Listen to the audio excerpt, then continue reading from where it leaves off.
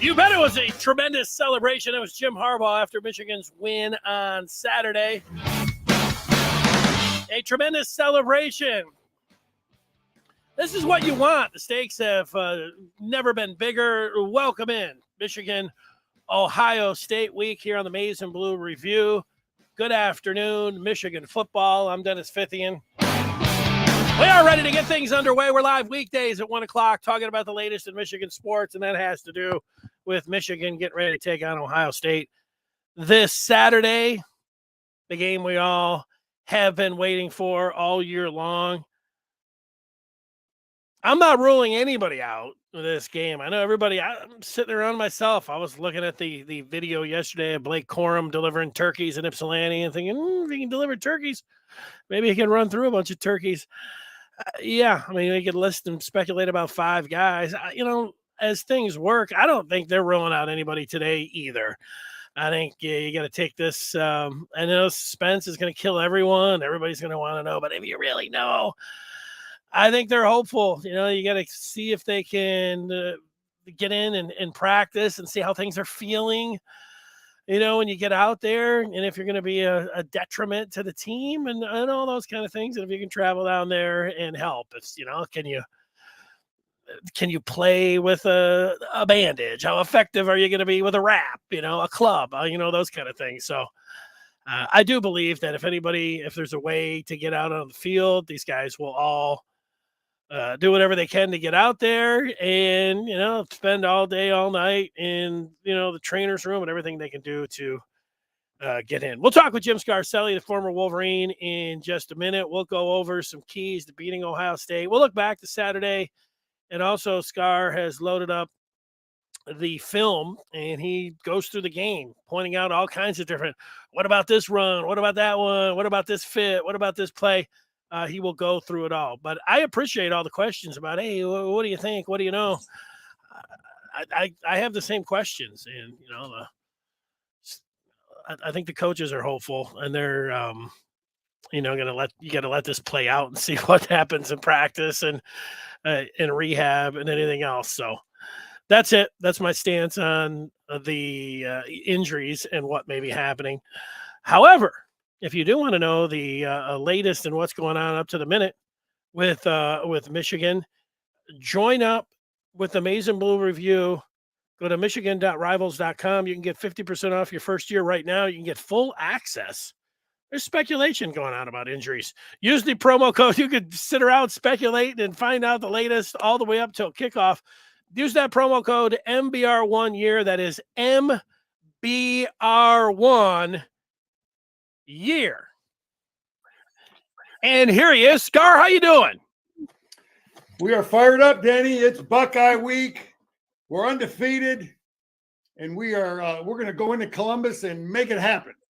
I'm glad you're fired up. I was wondering if you were going to come in here and just be like, well, it's kind of cold out. Let's kind of get this done. No, you brought a little energy to the microphone and to the video, so I'm already happy about that. But you know what? I would have predicted that you would have done that. What are we going to be talking about? Well, you've got a really good guess, but let's put it up on the screen for those of you that are watching, and we'll read it off for those of you that are listening. We'll look back and get Scar's thoughts on this chilly Monday, on the chilly Saturday where Michigan beat Illinois.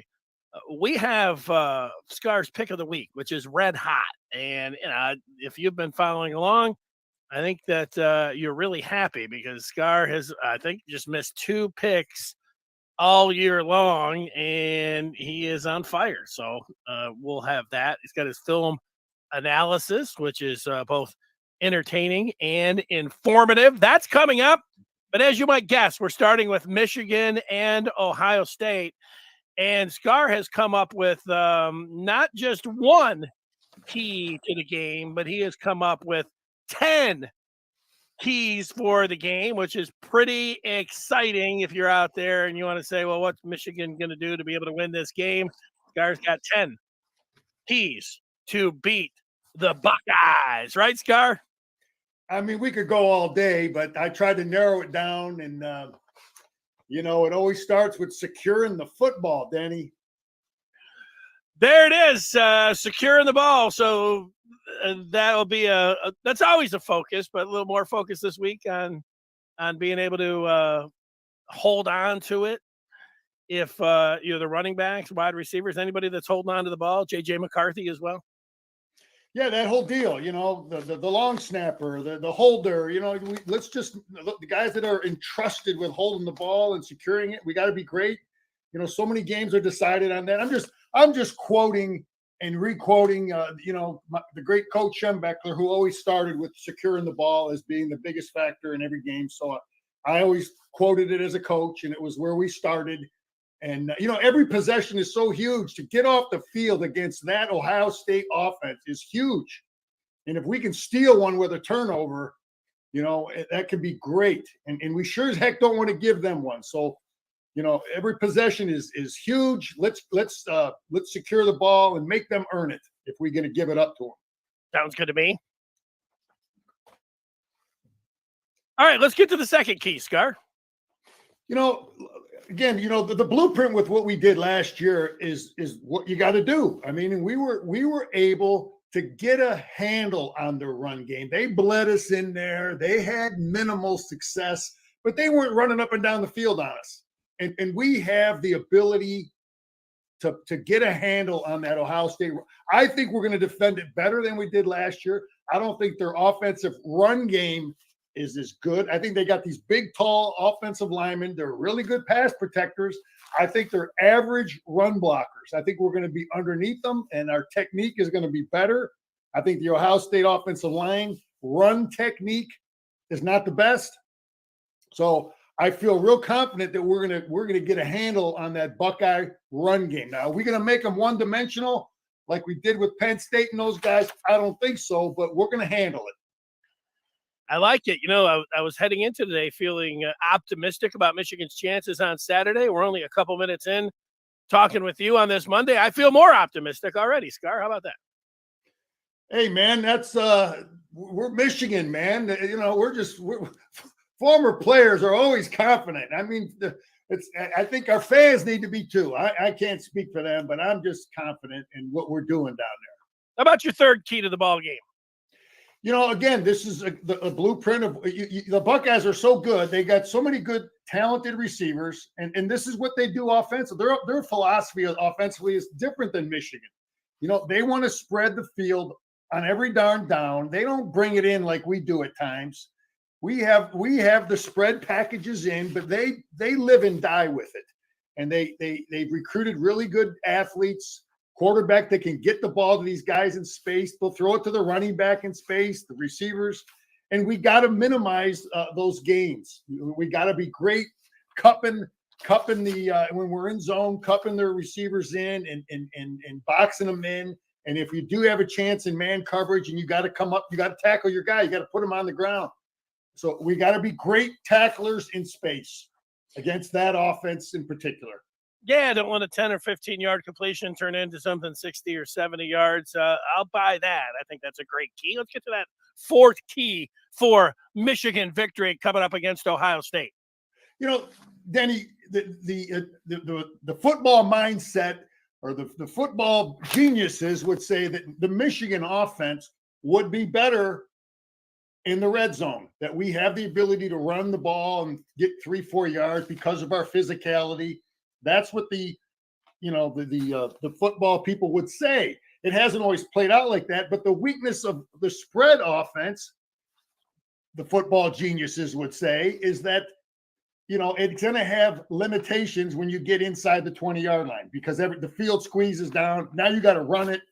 Now we have to try to make them pay for running that type of offense, not having the physicality.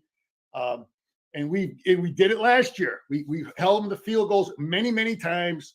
And we got to do the same darn thing. They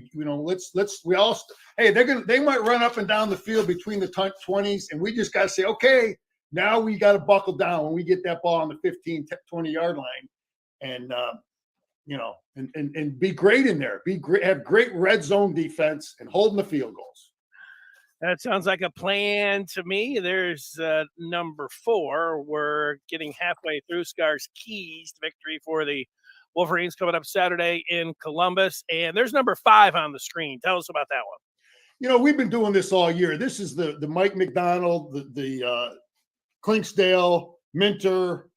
That's what I love about what we do defensively. There's no rhyme or reason to what we do. We are man, we are zone, we are slanting, we are stunning, we are dropping tackles, we're dropping linebackers, we're blitzing safeties, we're blitzing corners. There's no rhyme or reason to what we do, and we have to disrupt their pass protection, and we got to make that quarterback get confused on some of his reads. Are we dropping linebackers? Are we rushing linebackers? What are we doing? And we've been doing it for 2 years, and we got to continue to do it. Maybe he'll throw one to us like the Rutgers kid, when we drop an edge player into a zone. I don't know, but let's just keep doing what we've been doing defensively and disrupt their protection. Maybe we can get home a couple times, and not we haven't been able to just let 4 guys rush and just beat guys with talent, with superior talent. We've done it with scheme, with conflict, with chaos, and I hope our defensive coaches just have a great package for giving our players the chance to slow this offense down.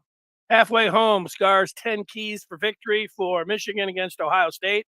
Secure the ball, slow down the run game, tackle in space, red zone defense, disrupt protection, and reads. Let's get to number 6. Tell us about key number 6. Look, Danny, now we're getting to the offensive side.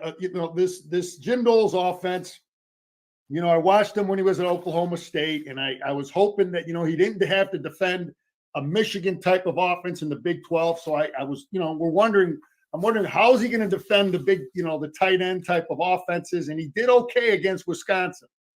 But they are going to do things that is not we haven't seen much of the things they do. Some of the linebacker blitzes from different, they do a lot of different things. In a way, some ways our offense will help prepare, or our defense will help prepare our offense because we do so many things defensively. So we got to block all the different stuff, the stunts they do, which are kind of unique. I'm hoping that we worked on it. I believe we would have worked on it in the spring, and we would have worked on it in the fall. That to have so now we get back to week 12. A lot of that memory will come right back, and we'll figure out how to block, the foundational stuff of that Jim Knowles defense. We got to block their stunts. That sounds good to me. All right, let's get to key number 7, and I wasn't able to predict this one. Well, Denny, the way we want to continue to be an unpredictable, executing, efficient offensive machine. So, we just want I know there are some people that will take issue that the Michigan offense is predictable. Sometimes it is. It may be predictable that we're going to run the ball, but they should know where we're going to run the ball or how we're going to run the ball. This game may be quarterback keep, quarterback power, some of the Lamar package. The last year we hit him with the Statue of Liberty. Didn't run it ever. We haven't run it again since. Maybe this is the week we run the halfback pass. Maybe this is the week, we do some things we haven't done. But we've got to have an offense. Listen, you got to execute more than anything. We can pull all these plays out of our hat, and that's all good, but you still got to execute. You still got to have players block the right guys. So I want an unpredictable, efficient, executing offensive machine that's really going to give off the defense problems for the Ohio State coaches and players. Final 3 keys. You mentioned an offensive executing machine, and that ends up being one of the final keys. Tell us about this one. Yeah, just elaborating more on that. We got to be, we got to block the right guy, man. We got to block the right guy and efficient, all that stuff. Let's be unpredictable. Let's be efficient, secure, and knowing who we're blocking and control the ball and end up in touchdowns. And I think we're going to have good red zone success against this team. I'd rather go against this defense than that Illinois defense schematically. I really would. I'd rather go against it And we got to just our offensive coaches and defensive coaches. They got to have masterful game plans for Saturday. Well, you're going to get what you want, Scar, because they are going to get a chance to go up against that scarlet and gray defense down to the red zone.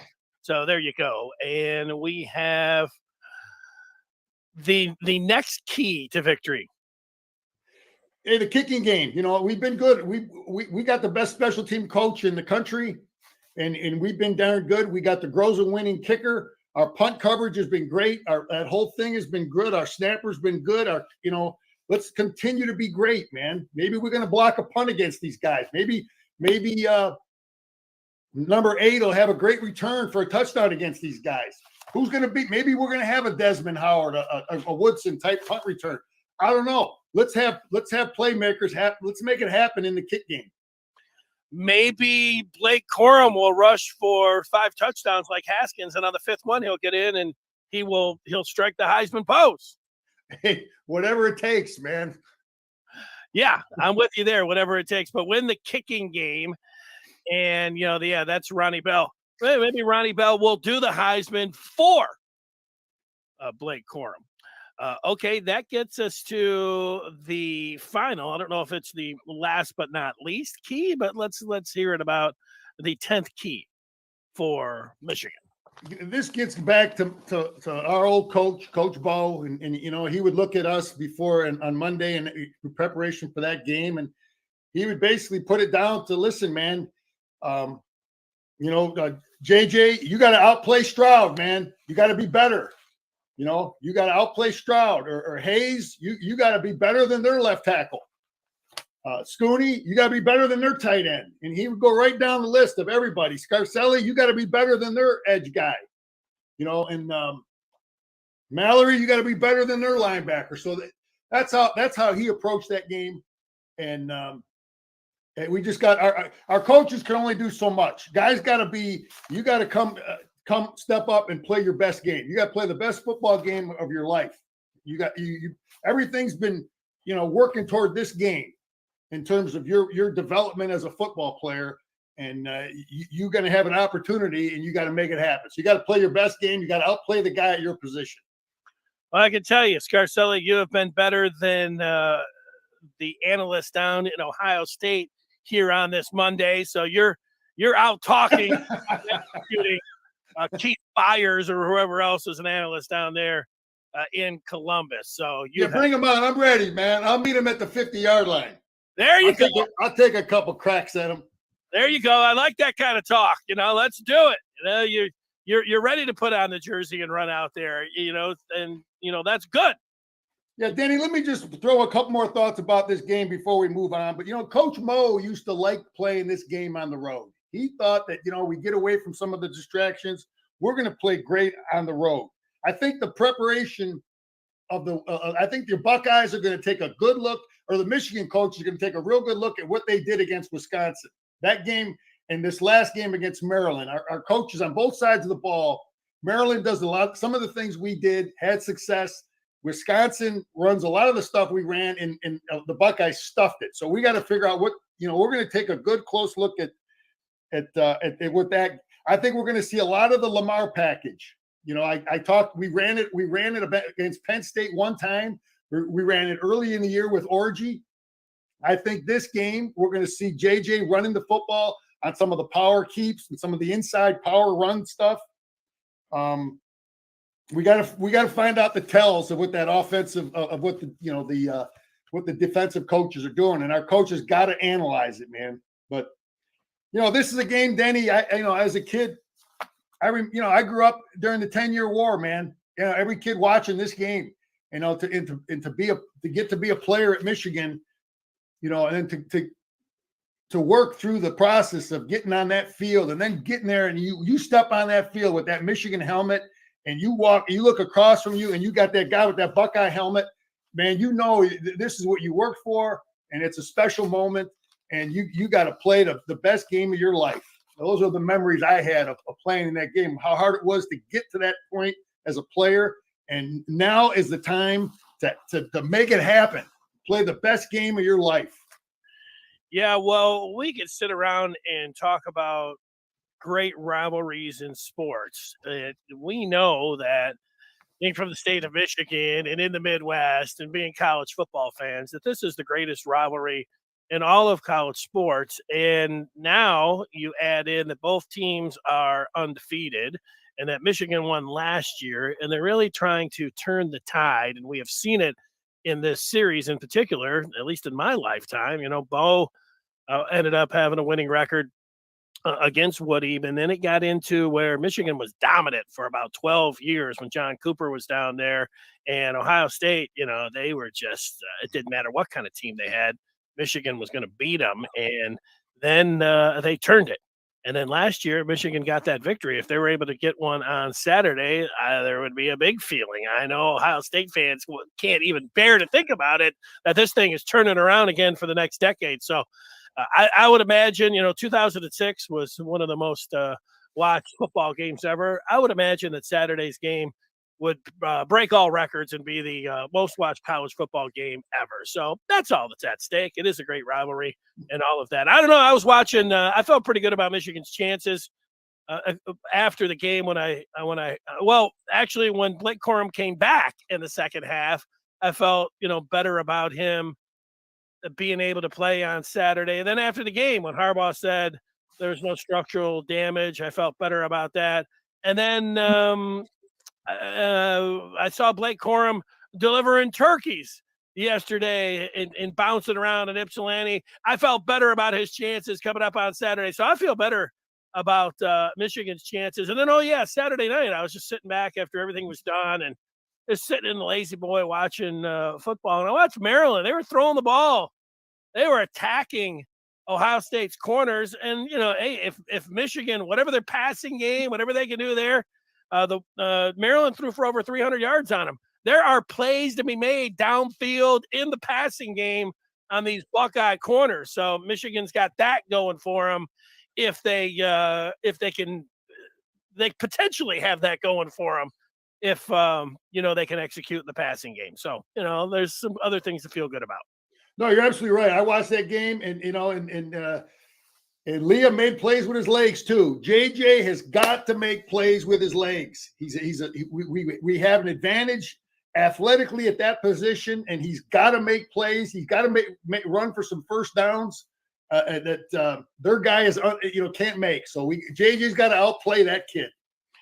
All right, they're your top 10 keys for Michigan against Ohio State. Speaking of this past Saturday, we talked after the game. How about now on this Monday afternoon, as you were able to watch all those games Saturday night, take a day off, yesterday watching the pros, and now you get up this morning and get into the afternoon.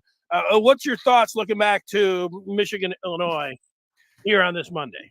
Denny, if Brett Bielema, if there's a worse matchup for Michigan football, it's what he's doing, because they are a mirror image of us in a lot of ways, and he built a big, physical, strong defense, not so much designed to stop the Ohio States, but it's more geared to stop what Michigan does and the kind of offense Wisconsin runs and the people he's going to face in that Western Division.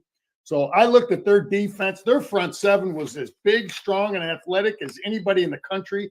I totally understand how they went into Madison and slapped them and got that coach fired. Totally understand it with the kind of size they had. So, the Illinois is the real deal. The Bielema hired him. Bielema's offensive coordinator, Denny, was the guy that was at Texas San Antonio who beat him last year.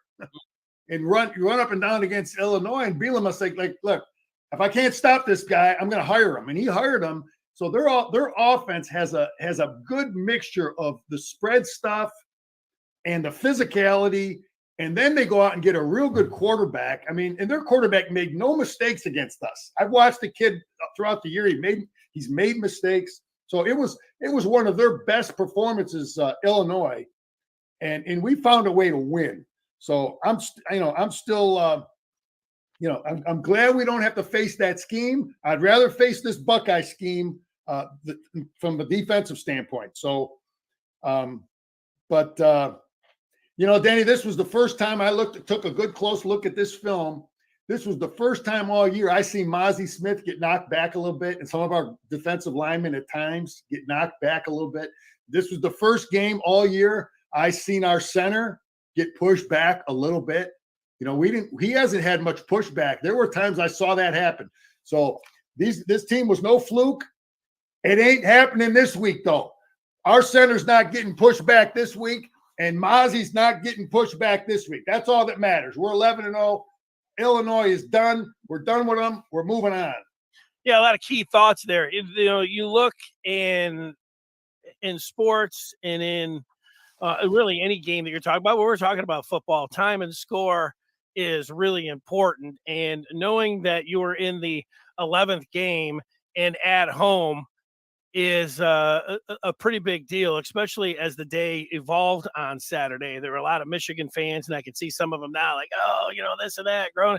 And when you get in position to have an undefeated season, go ahead and look back and see how many teams have been able to put themselves in position to have an undefeated season heading into the final game with everything on the line and, trophy with a Heisman Trophy, the possibility of that as well. There are only a scant few opportunities like that you get as a football program, even one as decorated as Michigan. So it was a great win when you consider everything that was on the line. And then you just look at how the rest of the day played out. TCU had to run out there and kick a field goal as time expired to get a 1-point win against Baylor. Georgia, who's supposed to be the best team in the country, they scored 1 touchdown against Kentucky. They kicked 3 field goals. Ohio State, who we've mentioned, they were in a 3-point game fighting for their life with a couple minutes remaining in that game late in the fourth quarter. I mean, Maryland makes a play. The Ohio State, we're talking about them having a loss. And, Tennessee, who was number 5 on that list, they lost by 25 points.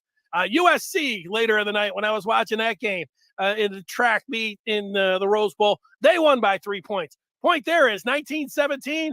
You didn't like this, you didn't like that. Oh, it was cold, it was scary. They won the game, and they're sitting pretty heading into what you hope every single year and what you dream about in the position that you can be in. And here they are. They're in that. Danny, man, look, I did it as a player and a coach, and it's to be 11-0. That's where the coach has to be, and the coaches have to have great game plans for 11 games. It's hard to do that. Sometimes you slip with your game plan. It's a sign of mental toughness with the kids and the coaches. You got to get mentally, and the players got to get mentally and physically ready to play every single week, and that takes mentally tough, great leadership from the players, great leadership from the coaches, and the coaches got to have great plans 11 weeks in a row, and that isn't always easy to do. And you got to have a scheme and a system that can adapt and adjust to beat all the different people on your schedule. So I compliment what we're doing in all ways. Our players and coaches, to get us to 11-0, it takes a lot of people coming to work every Monday. Yeah, well, here on this Monday, you may have looked at the Vegas line and said, wow, it's a big fat 10 points. Well, here it is, down to 7.5 this Monday afternoon. So who knows? Maybe it'll just keep going down,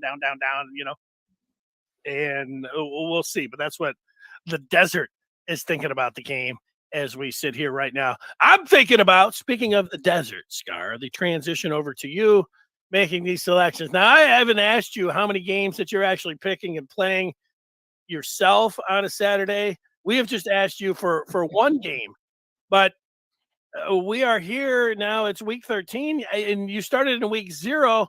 I think that you have a record of, I don't know, if it's like a 11-2, 12-2. Is that what we're talking about on your pick of the week? That's an incredible clip. Every week I keep saying, well, he can't just keep it up. No way you can just keep picking winners at this rate, and yet you just continue to do so. And you went back to the well, and you went to Army again. And, they covered for you again, Scar. You've done a great job. Congratulations. Danny, if it happened. There's nobody in Vegas sitting around talking about pick of the week. Come with me. Come along with Scar. We got you right here. I'm thinking about opening up, one of those pick lines here, and where they got to pay you, to get your selection. So, that's how great job. Hey, you could go ahead and mess around with Phil Steele, but if you want winners, come over here and listen to Denny and Scott. Anyway, Denny, if it happens once or twice, it's luck. But, we've been doing it for the whole season now. And, there was a rhyme or reason, though, to a lot of these picks. And I thought Army again. I didn't know what Jim Mora was going to do defending him. He didn't have a record of it. He defended him pretty good, but Army found a way to get that cover. I like Army again. They're playing UMass. They're playing Don Brown. But my pick, I like Army -20 because I think they're going to hammer Don Brown and that UMass team who's won one game against like Stony Brook or something. That's a good pick. But my pick is going to be Nebraska getting 10.5. Nebraska's got their quarterback back, the kid that can throw the football. 10.5 in an Iowa football game against Nebraska. That's a lot of points because there's not going to be a lot of points scored in that game. I would take the 10.5. Nebraska's kids have pride. That coach has pride. That game has become a rivalry. Take the 10.5. Take Nebraska. But for a bonus winner, you go ahead and you take Army again -20 because they're going to hang 50 on Don Brown's defense. Bonus pick. I like it. There you go.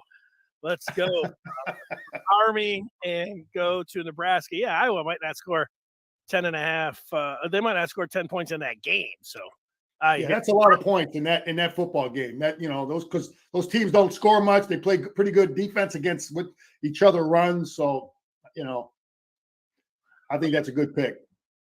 You know what? I'm confident in your selection. So if you say it, I'm with it. I'm playing it. All right. I'm also confident in your film analysis, and it's time for the Scarcelli, the Scar of the Telestrator. Is what I was trying to spit out there, where Scar loads up some film and takes us through some plays. And without further ado, here he is. Danny, this is the first play of the game, and we were so confident after this. Look at all the defense they got, knowing to stop our power play, and we run this thing, and we block it real well. And their backside line guy overruns it, backside secondary overruns it. Not real sound. We get JJ down there blocking, but this was a great start. They were obviously hammering everything to stop this. But we block it well, and we get downfield and we hustle, and we were thinking real great things at this time.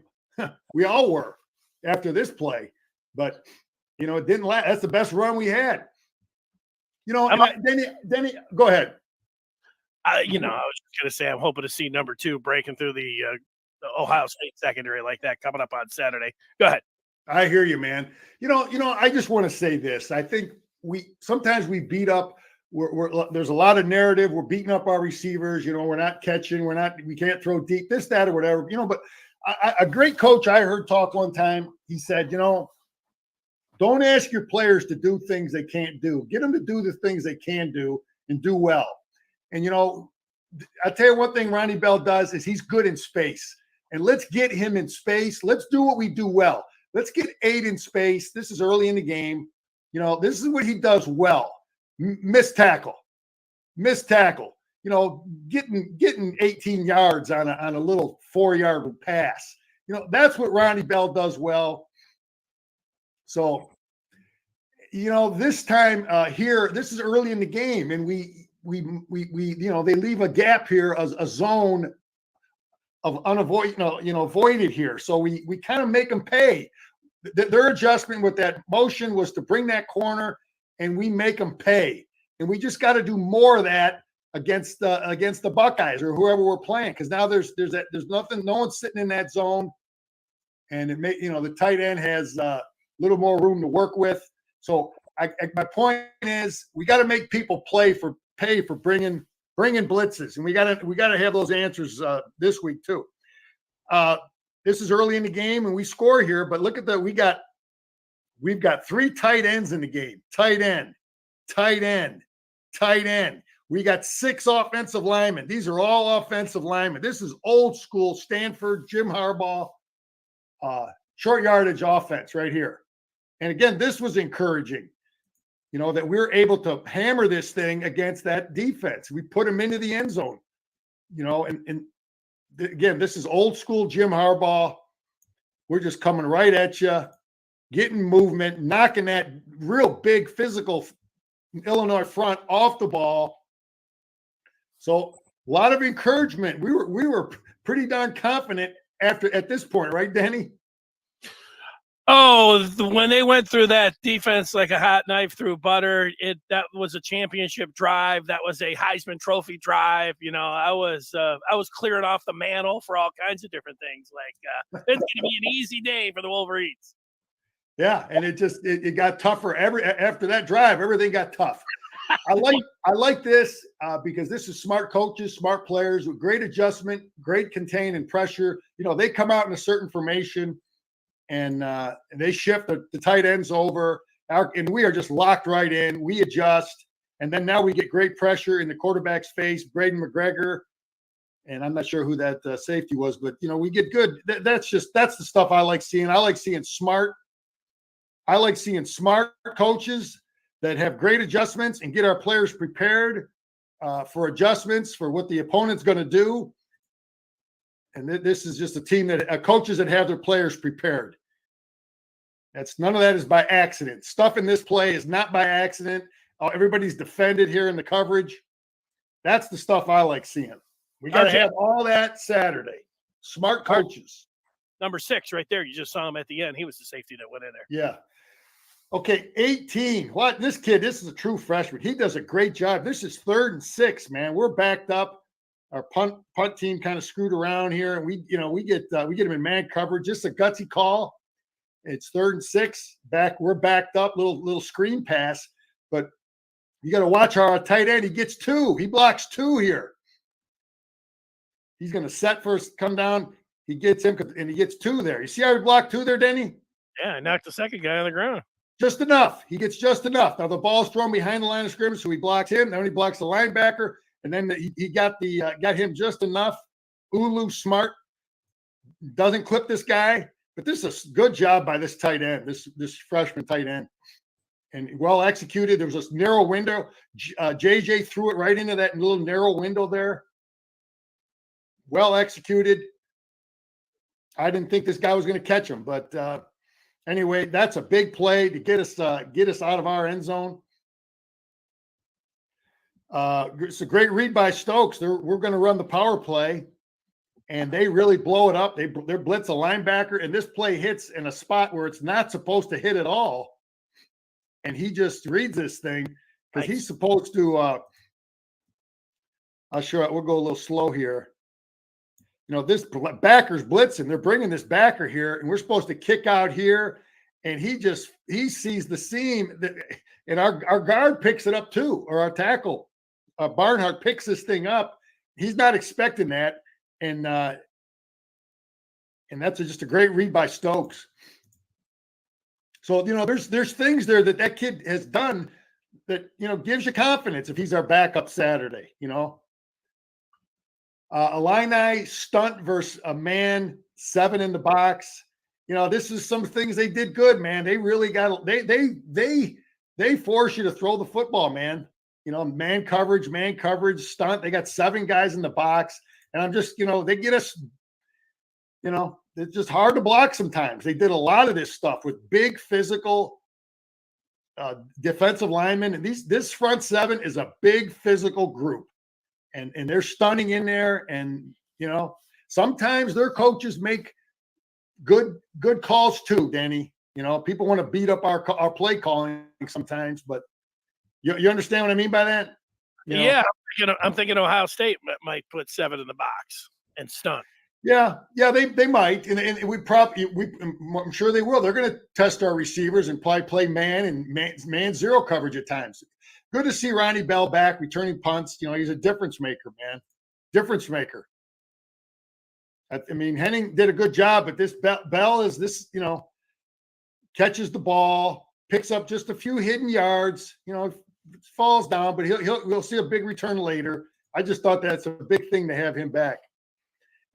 gets back to nothing easy against these guys, man. Nothing easy. Here's 4th and 1. I mean, we were pushing Penn State, Michigan State. We pushed everybody all over the place. And these guys are just coached in their weight room and they're in the training table. They're not small guys, man. And it just everything was a struggle. We're not launching those dudes like we did against some of these other teams, but we found a way to get it done. But you can tell they're a much better coached football team than some of the other guys we played against. Game of inches. We must react and punch and come off block. This is the stuff we got to do Saturday, man. We got, they end up converting this first down just from a matter of inches. If we get them stopped here, they're punting the ball. But we got it. This guy's got to come off the block better, faster, quicker. I mean, we adjust good to the motion, but this guy's got to come up. We got to find a way to get him tackled short of the first down. So he's got to come off the block at the top. All three of those guys got to be a little bit better Saturday. But what I mean by all three is this guy's got to drop, recognize it quicker, get there quicker. He's got to punch, stuff him back here, and try to fall inside late to make a play. He's got to recognize a split second sooner. We got to get off the field here when the Buckeyes try to run this stuff. They're going to run the same stuff. We got to get off the field. This is a first down. So it's a game of inches, and we can't allow that to happen. Big receiver there. We just can't let the Buckeyes do that to us. We're getting moved here. I just pointed it out. Mozzie, it just hadn't happened much. Look at the movement they're getting on him in there. And some of our schemes, we're asking this guy to come and fill a gap. That's a long way to go. 2nd and 6. Some of our schemes I questioned. There's no one in that gap right here. And you're going to ask a safety to fill that. And that's tough. That's you're not stopping them 2nd and 6 with asking a safety to fill a gap from there. He should have been up closer. What you're saying, tighten up a little bit. Yeah, well, either that, move your line, something. Listen, I mean, Denny, I could go. Maybe they thought they were going to throw there and give Illinois credit for recognizing the weakness of what we were doing. All right. They block our stunt here, pick up first down versus man. So we're bringing a stunt 3rd and 6, and their protection was pretty good. We're bringing guys, and their quarterback didn't make mistakes. Jim talked about the wind, being a factor throwing the football. I didn't see a lot of the wind affecting this kid. Denny. Got a strong arm. Yeah, so I don't know, but anyway, they blocked our pressure, and it is what it is. 55, gift from the football gods. Here it is, 4th and 1. Jim referred to that as describing young Graham here. Kid makes a great play, using his hands, comes off with great technique. Kid is he's just a player, man. Smart. So this is a huge play in this game.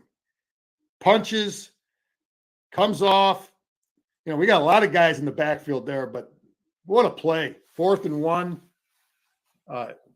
We converted our 4th and 1 couple minutes earlier, right? They got stuffed on their 4th and 1. So that's huge, man. Kind of surprising. I don't know. Is that a goal line D that they're putting in there? But both Kenneth Grant and Mason Graham, the true freshman, in there on the D line on a 4th and 1. That bodes well. Danny, that's encouraging. It's encouraging that they have faith in Kenneth Grant. Also that they have. Those are 2 true freshmen. I thought this was a terrible call. I could have put 8-10 on here that I thought were terrible against Michigan. Bielema wants to complain. He's got one legitimate complaint later on in the game, but I thought this was a terrible call against our guard here. A huge play by JJ stepping up, and they call a hold on that. That's terrible. They're calling that on Zinter here. But anyway, these are the kind of plays JJ has to make. Roman figures it out. Those are the plays we got to have against the Buckeyes. The athleticism, the smart playmakers. Roman Wilson, good job, playmaker. But we didn't get it done. We're a little confused here, Denny. This is a 2 out here, tight end here. looks like 12 personnel, one back, one tight end, and we're just confused. And it's 1st and 10, and it's a breakdown. They give us motion, and we're trying to figure out what we're doing, but we're just not right. See how there's confusion there? Yeah. And that's a mental breakdown. And the coaches have to take responsibility. The players, they're just, you can see them pointing. It's just not right. I don't know exactly how it's supposed to be played with what they're asking, but this is on coaches. This is on players. There's a lot going on there, a lot of eye candy, a lot of movement in the backfield. Well, that's what great offensive coaches do. You know, sometimes a little motion like that creates problems, and it did for Michigan. He's going back. He pump faked it, and there's guys wide open now, right? Sitting in that zone. I thought he was thrown to that running back too that time. If there's any, but you got to know where you're supposed to be. You can't. And anyway, that's let's give them credit. QB, not a stiff. Nice throw versus zone. This kid's not a stiff. He's a good quarterback, man. Against us, he was.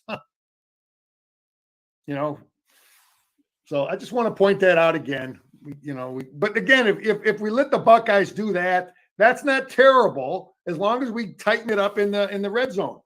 Here's a corner blitz. This is what I don't like sometimes doing it. If we're going to get this, we should have been a 5-yard loss. Denny, when you're coming off the edge, you got to have your eyes looking this way. What's coming at you. And this kid is coming in motion. He has to feel him as he's coming, and he just doesn't feel it. And he just comes underneath the quarterback. He's kind of drifting in there, and then he gets pinned in, and they pick up yards. But that should have been a negative play. He should be coming now as you beat this receiver. He should be coming up here, and his eyes should feel this guy coming. Why is he coming over here? And he doesn't see it. This is why I didn't like, as a coach, I didn't like bringing a lot of corners and safeties, because these guys don't get enough work at, reverses and bootleg type of stuff. But that's not a good look. We should have got a 5-yard loss. Instead, they get a first down. That's a mental mistake. He's a freshman, but he'll get it, and it won't happen again. The kid, one thing about that kid, he doesn't make the same mistake twice. Great break. Zero knows he knows where the ball is. Sandstrom, he knows where the ball is. What's the down and distance? 3rd and 6. We're on the goal line. We're in the red zone. So let's play tight. Don't worry if he throws it over your head. Don't worry if he throws it over your head. Let's get a great break. So now we got a chance. Okay, that's a good tackle by him. Yeah, that was nice. We got a chance, so it's going to be 4th down. So he's playing down in distance. He knows where he is on the field. Good tackle. It gives us a chance. And this is an outstanding play. This is why people talk about 4- and 5-star kids, right, Denny? Isn't that what people talk about? A lot. Let me tell you something. Here, I call this a pump fake. Okay, loud, audible, and line shifts. It equals offsides. I mean, they're pounding the ball. We might, they're going to convert a first down here. They could score a touchdown, but we did what Nebraska tried to do to us last week. Our linebacker is going to yell shift, and the defensive and our defensive front is going to shift, is going to move. See how they moved, and trust me, that whole thing is designed to get them to jump off sides. Remember, Nebraska did it to us last week, but our offensive linemen were more disciplined. We didn't jump off sides. That's coaching. That's smart kids. Let's see here. We do the same thing. Their guys jump off sides. So, sometimes it isn't always about stars. You got to have smart guys too. You know what I mean? Yeah, that takes great discipline. Any thoughts on that, Denny? Yeah, 4th and 1. That takes an incredible amount of discipline, because you're sitting there. Offense has all the advantages because they know when to come off the block and everything, or when the come off where the snap count is, and you have to stay there and you shift and actually you turn the tables on them. That is nice. Oh, yeah. Well, that little shift, that movement, because you got to remember, these offensive linemen, it's a loud stadium, and they hear a loud noise, and see the defensive linemen shift a lot. The linebackers yelling that out, but it's all about deception. That whole thing was about deception. It wasn't, because if we would have stayed in that shift, we would have been seriously outmanned to the side they were going to run the ball to. Anyway, here's some nice block by 8. I think this is, again, what is so special about Michigan receivers that people have to understand. Our guys are going to block probably more than others, and they do a great job of it. Stopping the power play. Number 2 takes it outside because they're just overloading it. I mean, they know when we bring this tight end over here to the same side of the tight end, and Illinois ain't stupid. They got 5 dudes over here. They know they know our top play. They got 5 guys to the play side here, and we still find a way and Corum does, to take this play because the point of attack is dead. They killed the point of attack because that play is supposed to hit. Play's supposed to hit in here, okay? But it's all jammed up with all these 5 dudes they got there. But Corum sees it, nothing there, and then it could have been by design. I mean, Ronnie Bell blocks this kid, but you never know. With Coach Harbaugh, that could have been by design to overplay that point of attack and bounce the thing outside. But that was just a great block by Ronnie Bell and Corum. This was something new, I think, that I haven't seen with the quarterback's action here. New concept, away from tight end and strength of formation. So, again, Danny, we run the power. We run a lot of stuff to our tight ends. People know that. We got 2 tight ends here. So they look at all the defense they have here. This guy looks like he's shaded in that gap. They got a lot of defense to the side of all these tight ends. Okay, so our coaches aren't stupid either. Let's have to make them pay for overplaying formation. Sometimes, as a coach, you have to have an answer when people overplay, certain formations. And our coaches have something here that I think is, I just don't remember seeing that blocking scheme. And with the quarterback doing that footwork, that's away from all this play side tight ends action that we're running away from it. And we don't even block this guy. And so I give our coaches credit there for throwing a curveball at a formation that, people will say, oh, the Michigan coaches are predictable, right, Denny? By formation, they know what they're going to run. Well, guess what? We just ran away from the formation and we fooled the Illinois coaches. Know the weaknesses of the defense. 2 deep sideline or tight end down the middle. So they're going to drop into a 2 deep coverage. Denny, a 2 deep, they'll have a guy. Normally 2 deep is a couple guys on the hash and maybe in 4 or 5 defenders underneath. So you'll have 4 or 5 guys playing zones, and then you'll have 2 deep. So that they end up in a 2 deep coverage. And the weakness of a 2 deep is, running a tight end down the middle or running your receivers along these, along the sidelines. And our coaches see it, our quarterback sees it, and we make him pay for being in 2 deep because he's bailing out. And that's just the weakness of it. You got to try to get that ball along that sideline before that half safety can get there.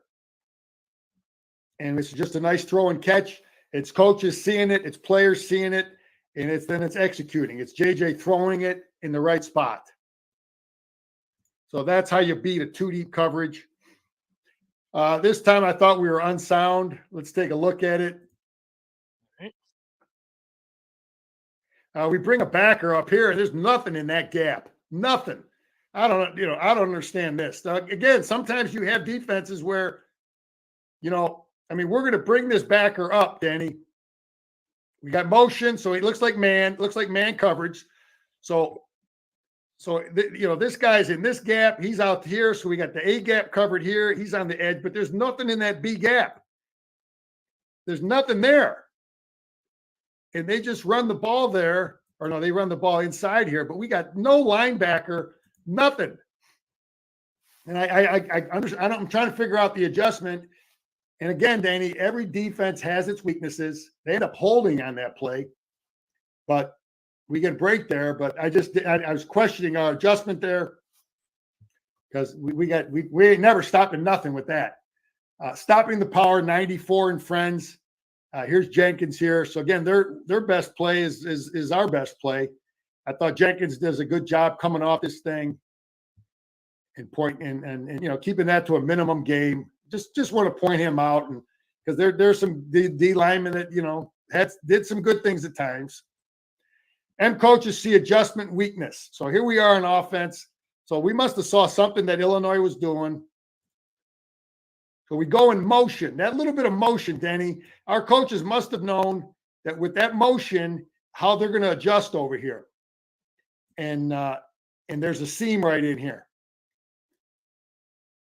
And there's a seam right there. And you see Roddy Bell celebrating like he knew. And the coaches told our players, look, when we do this and they do that, there's going to be something right there. So that's what I'm thinking, why he's so happy that, this was a scheme. This was something that was thought out, and the coaches realized it, and our players executed it. There's a mistake there. That wasn't timed up with the jet motion and the. I didn't highlight that play, but I can show you how this stuff has to be timed up. I used to run this play. This motion has to be timed up with the snap count. He can't. You want to have it where he's right in through here. So the defense doesn't know if it's jet mode, he's getting the ball or not, but you don't want him running into the quarterback. So you want to have all that stuff happen at the same time. But yeah, this is not timed up. So that's a mistake probably on Ronnie Bell there. Great stunt pickup, JJ and 8 and Andrew Anthony and the coaches. I don't know if it's the wind. I don't know. Who are we going to blame here? But we pick up this stunt. And he's open, and who do we blame? You can blame who you want. It looked, when I watched this, it looked to me like JJ and him on the, like he should be throwing that ball in here over his right shoulder. Doesn't that look like to you, Denny? Now we're throwing it over his left shoulder. So it's just frustrating, man. Is that coaches? Is that players? Is that the receiver? Is that the quarterback? Is it the wind? But forget the excuses Saturday, right? Yeah, I don't know. I see there's the buzzwords for the Michigan fans, and I see it all over the place. I see it on the feedback here. I see it on Twitter. I hear it on people want more complicated route trees. And if you have some option between the quarterback and wide receiver and what they're supposed to do there, that's the kind of complexity people are calling for. Of course, they just want the execution. So I don't know, yeah. Here's something that, I can point out more of the young freshmen, but we ask our players to do this, and man, this is tough. They're asking this player to play this inside gap, play what we call a 4 technique, but there's just an extra gap here. It's unsound, and where they're moving 58, they're moving Mozzie. This offensive line was big and physical. They're moving the young freshmen, and we're just not good enough. We're too high, and they're just ripping us in there. So this is scheme. This is technique. This is terrible. They got nothing in this gap. There's nothing there. So Illinois coaches aren't dumb too, man. So safety pressure, athletic QB. We bring our guy off the corner. We bring, Upshaw has him here, and we just, he gets pressure, and we just don't get it done. This is the time we got to have Upshaw stay on your feet. And look at the athletic QB. Good throw and catch. The guy was not as stiff. I don't want to have to face that guy again. It's a good quarterback. He's not Danny DeVito. Yeah, he's a little taller, a little more athletic. And here we go on the goal line. The ends up 3rd and 2. This is they out Michiganed us here, man. They out Michiganed us here on this play. And people want to talk about our linebackers, and why they can't cover, or you have trouble covering and this and that. Well, guess what? There's times you got to have a big physical kid that can come up and step up and meet a big 300-pound guard. And our linebacker gets pushed out of here a little bit, and it's tough. You're going to ask a 230-pound kid to take on a 320-pound kid. But we're high here. Our technique is not good, and our linebackers getting knocked out of there. And it's just it's not good enough. We got out Michigan there. Any thoughts on that? Yeah, well, I think that you've talked about what Ohio State and the leverage that Michigan might be able to use on them. But their linebacker 35. I mean, that guy is he looks like he's going to be a first-round pro. So does that 44, their defensive end. So Michigan's going to have to really, if they're going to out-Michigan those guys, that'll be impressive if they're able to do some things like that against 44 and 35 from Ohio State. Yeah, this is a play I thought maybe JJ could have kept it and had a big run because, I don't know. I mean, but we rip it in there and there's a good run by Stokes. We're blocking it well. We're getting a little movement. But, these are the plays that, and again, when you do run that play, then these coaches all start saying, well, you got to get out here. You got to get out here or you got to get out here. And then we rip them in there even more. But anyway, it's well blocked. There's enough good runs. And Stokes, if Stokes is in the game, man, I'm feeling good with Dunlap.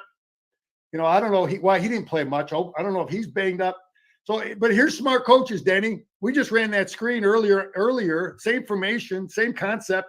Let's run it again. Same tight end does another great job. Boom. Boom. We get things blocked, man. The screen was good against this team because they're in man coverage. One of the weaknesses of man is now that, the linebacker has the guy. He knows it, but you just got to get him blocked. Gash. Yeah, that's our young Gash. Playmaker. So, Corum is out of the game at this time. And, we got to run our stuff, man.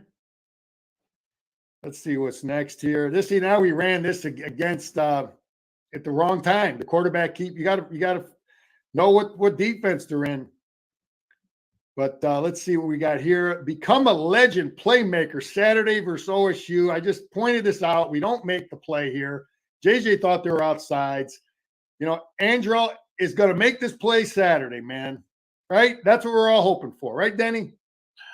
Well, if they want to win, those are the kind of plays that they're going to have to make. So you're right. You got to have playmakers. Coaches can only call plays, man. You put the kid in the right position, and you got to make a play. Here we go. Playmakers. This kid's a playmaker. This kid's a playmaker. These are the plays we got to have. There's a big receiver for them. We adjust, right? But, they make a throw and a catch. Look at this throw. Look at this catch. We got to have that, man. So I don't want to look at it again. What's that?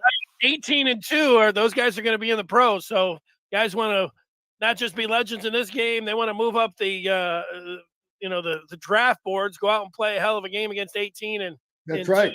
Those guys do it against the Buckeyes. Win a lot. This is a terrible adjustment. This is we're outmanned, and I don't like our adjustment as coaches. Coaches got to own this. They beat us with our best play.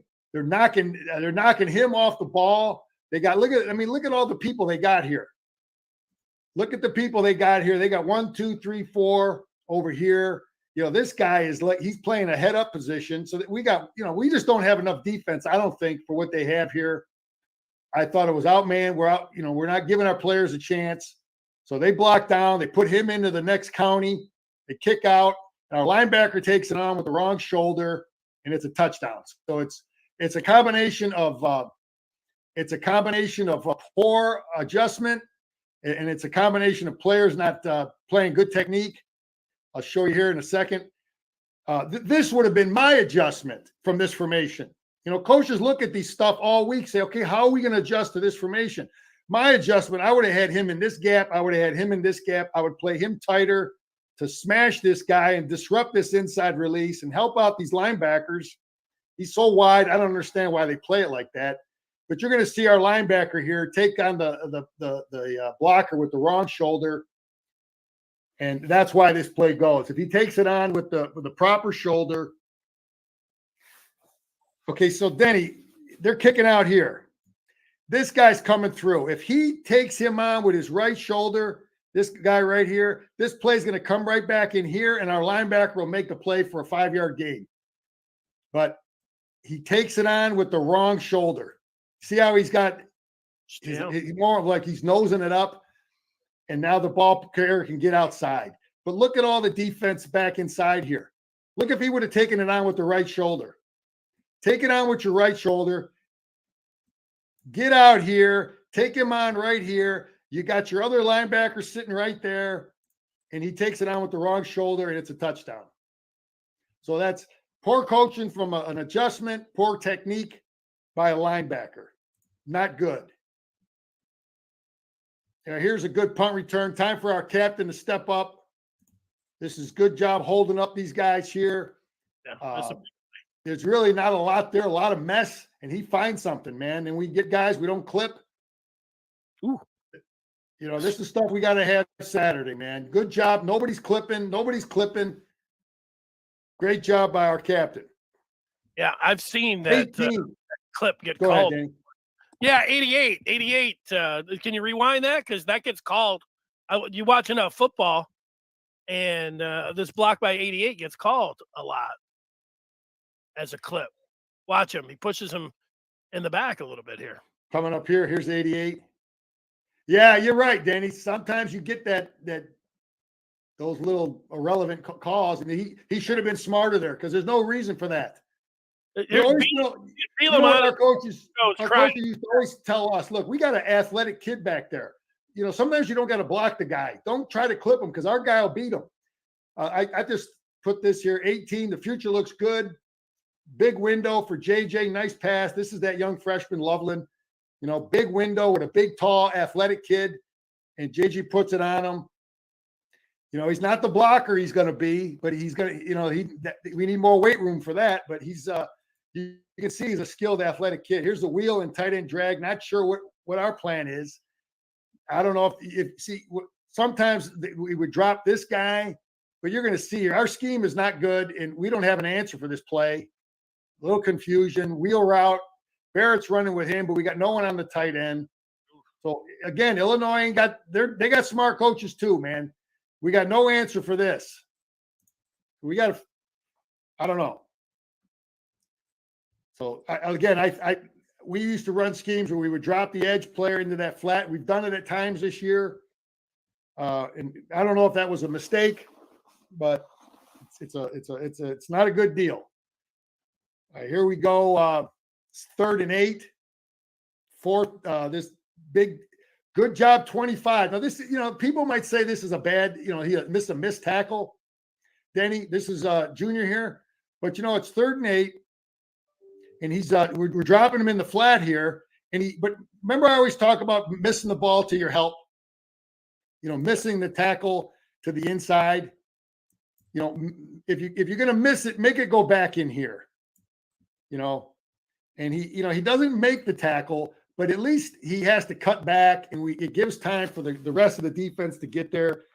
You know, the announcer might say it's a missed tackle. It's not good, but I would say to my player, you know, that's a decent job because we had a chance. We got off the field, and now here's 4th and 8. You know, you can see this kid doesn't move, and Upshaw attacks him and abuses him. And I don't know if the crowd noise was an issue, but this was a big play in this game. So now the quarterback has to step up. And this is a great tackle. Here. Great tackle here. You know, come up, right shoulder, get him, close the distance. Good. We got the ball. Great job there. DJ Turner, nice job. Yeah, DJ Turner. Can't coach athletic ability. You know, he fumbles the snap. This is 3rd and 8. Fumbles the snap, he picks it up, has the wisdom to keep his knee off the ground. I was worried that his knee touched the ground. It was close. You know what I mean? Oh, it was close. He has the wisdom to do it and throw a pass here, and that's a big play, JJ. We got to have more of that Saturday, you know. Yeah, catch the ball. Be an athlete. Who do you blame here? Let's take a look. I don't even know what the play is. Let's see what the 3rd and 4. Oh, see, this is the stuff that is just frustrating for Michigan fans. You know, what the hell's going on here? You know, I blame the coaches. I always start with coaches. I mean, this guy's throwing the ball to Coach Harbaugh. So I don't know. I blame the fans. They want more complex route trees and options in there. Maybe they threw a bunch of things in there, listening to the fans saying, hey, we need to have more multiple and more route trees. So let's give some options there. And these guys were like, we just didn't practice it enough. I don't know. Yeah, this is a great scheme by our coaches. We just don't execute. I like this scheme. We find a weakness in their defense. Our coaches found a weakness in their defense, and we got to execute. We got a running back. This big linebacker's trying to cover him. He's not going to cover him. That's a touchdown. So we got to execute. We got to make plays. Yeah, honestly, I thought Michigan was going to lose the game after, you get a spot, you have an opportunity, you had the tight end open in the end zone. You don't get opportunities like that. You drop a ball. Foreboding for sure. I have to admit, I didn't think Michigan was going to win the game after that. Yeah, here's a huge play now, Denny. I mean, it's 3rd and 7. Huge play at this point in the game. They convert. This kid runs for this first down. We lose the game, man. We got one timeout left. So this is a huge play, and we've got people at the line of scrimmage. They're in empty. They got 3 over here, 2 over here. Fast, athletic quarterback. He can run and make that first down. So what are we doing? What are we doing defensively? So what our coaches called is we're showing pressure. Okay, we're showing pressure, but Illinois likes these short outcuts. They like a lot of that. They've done it. They did it up here many times to us. So we're showing pressure, but we're dropping an edge player here and we're dropping a linebacker here. Okay, we got one linebacker blitzing. So we're bringing 3 defensive linemen, 1 linebacker. So we're giving them a different look. And let's see how it plays out. So we bring 4, drop 2 players on the edges. And this is, we get this thing stopped. But man, I always talk about, get the guy cupped in. Right? He's got to be squeezing this thing, and we get him stopped here close. But I'd like to see I don't want to see this guy getting outside of him. You understand? Yeah, you want him to leverage that, set the edge, and get him down a little bit closer. I mean, that would have been a half yard. They would have gone for it there. And there was a flag. We get the flag because they held Barrett. But here we go, 2nd and 7. JJ steps up, and I just want to point this out about Illinois again. How well they did a job they did. All the things I just talk about, squeezing on the quarterback. When he steps up in the pocket, they did a good job of it, man. Yeah, they did a good job of it. They have JJ in all game long. Yeah, I mean, there's other teams where JJ was running for 15 yards on that kind of stuff. Here we go, 4th and 3. Now, this is the only play Bielema has a complaint on because this is a penalty. This is not, this is not allowed. And this is, Jim said that he put this play in that week for Corum. And I'm thinking maybe Gash didn't get many reps at it or doesn't understand the rule, but he should be over here catching the football. He's crossed the line of scrimmage. Because then you can block. Yeah, then you can block here. So he should have caught, he should have stayed on the line of scrimmage, and we catch a break there. Okay, it's one time Michigan caught a break. And that's the only time Bielema has a legitimate complaint. There was a lot that went against us. Yeah, I don't know. We could probably put 10 different plays from each side with both of them. That's right. We could. Anyway, this is a hold all the way. He's holding them there. And then, right here, he can't even get his left arm across. He can't. He's trying to catch the ball with one hand. So, Brett, you got no argument there, man. What did your brother? A little hand fighting? Is that what he was called? What? He didn't like the call. Your interpretation of a call depends on where you went and played college football. Well, that's it. What team you're rooting for? That's the whole thing when it's going down to these stands, And I know this, and this is the one thing where Brett Bielema, there's calls all the way through, but when one directly, there's money. When one directly leads to where you're going to win the ball game, which would have happened there on the gas, you can understand the other side. If you could take everything, you can just take your colors off for a second. When it's the very last play, it stands out way much, so much more when you feel like, you could, it's the game. Oh, I hear you. And look, he had an argument with one play, but Mitch, it is what it is. Anyway, Denny, this situation has changed. When the Cordell Stewart play, Cordell threw that ball around here, I think, maybe even right about here. Yeah, he threw that ball 60 yards, but people said, okay, you can't rush 3 anymore. No, don't rush 3. That was the big thing. People start, but now with all the, throw the ball to this guy, and then he'll pitch it back. I think people have gone to a zone coverage look more so than that. And you'll have 4 guys underneath. You bring 4 faster guys in, 4 faster guys here, because of people doing all that throwback stuff, So I think the philosophy as coaches has changed. And anyway, what you don't want is a pass interference. And that's just a great job.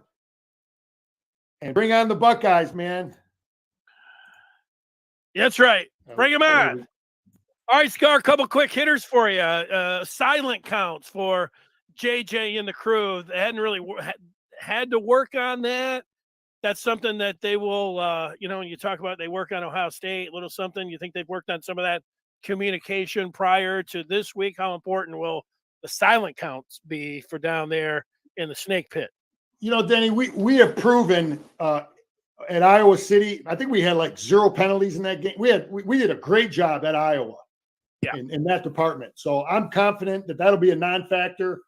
We'll have a lot of Michigan fans there.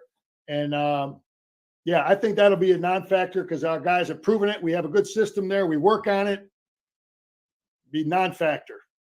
Gash really stepped up. You talk about guys being ready to play, but El Hadi has continued. Trevor Keegan, you could make a case have the best year for Michigan at left guard, but he's missed some time. El Hadi stepped in there, and when you say they haven't missed a beat, I mean, he's really got big shoes to fill, and he's done a great job. And then just while you were going through that, talking about Ronnie Bell has been back there, but not all year long. It's been AJ Henning. So to get in there, and I know he has probably some reps in practice that he goes through because he's the number 2 guy, but to step in there and not only do the job, but actually to make a play and get the hidden yardage and then that 40-plus yarder. I mean, that's a big time by guys that were thrust into some positions in there. So I was pretty impressed with that. Yeah, that's why you recruit great players, to have depth, man. You develop depth, and these kind of late in the year, week 12, everybody's banged up doing with problems, and you got to find a way to, have a great training room and have great depth and strength coaches and keep your guys healthy the best you can. It's going to pay off, man. Michigan 30, Buckeyes 27. 30-27, Michigan wins it. I want to give you a final word. I'm going to give people my final word here before I throw it over to Scar to end this. I get this week of, you analyze the game. You might not feel good. You got the injuries. And so you're going to be a little bit nervous about Michigan's chances. That's all right. I'm not going to call you a chicken. I'm so scared, about Michigan's chances here. I get that.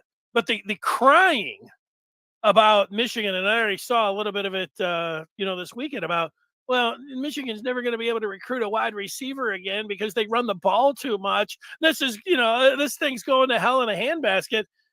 You know what? I'll trade a top 30 recruiting class for a 12-0 championship team in hand. Michigan goes out there and beats Ohio State.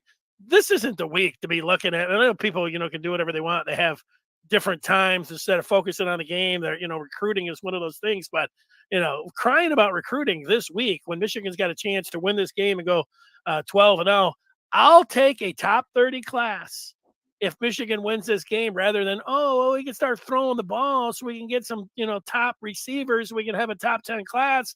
I mean, this is the time where you need to take the recruiting and put it over here. Not the coaches, because they still have to make some calls, but the fans, they need to focus in and stop crying about a recruiting and stop being so a big chickens about this game. That's my thought. At least what I was thinking about here on this Monday. Give me a final thought, Scar. Yeah, I get all that argument. We'll talk about that later. Recruiting and all that. But listen, this is a huge game, and we know what happened. Our players will be really, really ready. And I just remember this game is as beat up as you are, as tired as you are, the grind. But this week, man, you're just uplifted. It's like something's just carrying you. And I remember being on that field. It's like, God, the energy and the juice that you have being in that football game. You don't feel nothing. You don't feel no little ding on your knee or on your elbow or nothing. And our guys are gonna play great. And I'm hoping our coaches get that wisdom, man, to put the best game plan together. Let's out-coach them and let's outplay them. You know, Bo used to say, you got to outplay your guy, right, at your position. Well, I'm saying too, Harbaugh, you got to outcoach that guy. Weiss, you got to outcoach Kevin Wilson. And Minter and Klinkstale, you got to outcoach Knowles. So the whole deal, Wolverines got to be better. End of story. Michigan 30, Buckeyes 27. All right. Nothing like it in the world. Michigan, Ohio State. Scar, thanks for your time. We'll talk with you after the game. Go Blue.